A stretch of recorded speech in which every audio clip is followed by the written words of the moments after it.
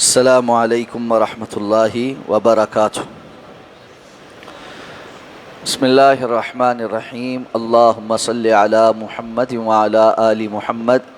کما صلیت علی ابراہیم وعلی آل ابراہیم انک حمید مجید۔ اللہم بارک علی محمد وعلی آل محمد کما بارکت علی ابراہیم وعلی آل ابراہیم انک حمید مجید۔ باب احیاء الموات۔ عن عروة عن عائشة رضی اللہ تعالی عنہ ان النبی صلی اللہ علیہ وسلم قال من عمر ارضا لیست لأحد فهو احق بها قال عروة وقضى به عمر فی خلافته رواہ البخاری۔ حضرت عروہ بن زبیر رضی اللہ تعالی عنہ ام المؤمنین حضرت عائشہ صدیقہ رضی اللہ تعالی عنہ سے روایت کرتے ہیں کہ جناب نبی کریم صلی اللہ علیہ وسلم نے ارشاد فرمایا کہ جس نے کسی ایسی زمین کو آباد کیا جو کسی کی بھی نہیں تھی تو وہ اس کا زیادہ حقدار ہے۔ حضرت عروہ بیان کرتے ہیں کہ حضرت عمر رضی اللہ تعالیٰ عنہ نے اپنے دور خلافت میں اسی بات کا فیصلہ صادر کی فرمایا تھا۔ اس حدیث کو امام بخاری نے روایت کیا۔ بنجر زمین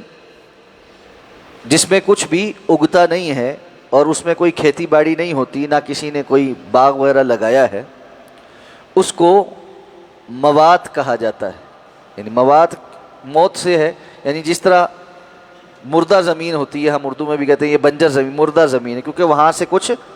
کھیتی باڑی کر کے اگایا نہیں جا رہا تو وہ بنجر ہے۔ تو اگر کوئی بندہ کسی بنجر علاقے کو آباد کرتا ہے تو اس کے متعلق پھر کیا حکم ہوگا؟ تو آپ صلی اللہ علیہ وسلم کی اس حدیث مبارکہ سے یہ پتہ چلتا ہے کہ اگر کوئی کسی ایسی زمین کو آباد کرتا ہے جس کا کوئی بھی مالک نہیں، اور کوئی بھی مالک نہ ہونے کا مطلب یہ ہے کہ نہ کوئی فرد اس کا مالک ہے نہ ہی وہ حکومتی ملکیت میں، کیونکہ اب حکومتی ملکیت بھی ہے کہ کچھ علاقے ہیں جو حکومت کی ملکیت میں سرکاری زمین ہے، کاغذوں میں ہر جگہ معلوم ہے کہ یہ سرکار کی زمین ہے، لیکن کچھ علاقے ایسے ہوتے ہیں جہاں بالکل بیابان ہوتا ہے، بے آباد جنگل ہے اور نہ وہاں سرکاری کوئی بندوبست ہے نہ کوئی انفرادی کوئی بندوبست ہے۔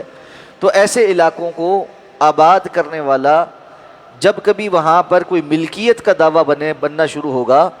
تو ان لوگوں کی ملکیت ہوگی جنہوں نے اس کو آباد کیا ہے۔ اسی طرح کچھ علاقے ایسے ہیں جو پہلے سرکاری ملکیت میں نہیں ہوتے لیکن بعد میں سرکار اس کو لینا چاہتی ہے، جیسے کوئی شہر بنانے لگی ہے تو جب اسلام آباد شہر بننے لگا تھا اس علاقے کو گورنمنٹ ایکوائر کیا، اب بھی سی ڈی اے بہت سارے نئے علاقے ایکوائر کرتا ہے،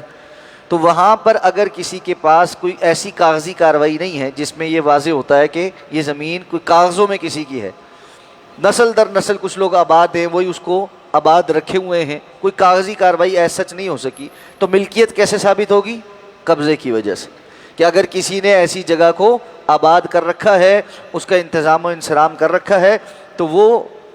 اس بندے کی تصور ہوگی۔ لیکن اس میں یہ بات ضرور ذہن میں رہنی چاہیے کہ وہ زمین جو پہلے سے کسی کی ملکیت ہے،